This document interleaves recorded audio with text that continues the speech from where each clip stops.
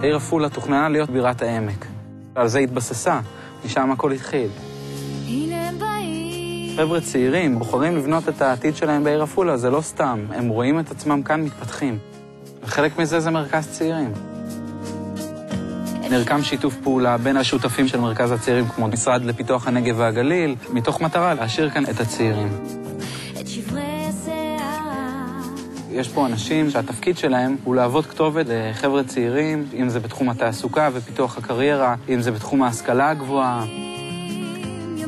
זאת אמירה מאוד ברורה שהעיר עפולה מהווה כתובת לצעירים ומעוניינת לסייע להם.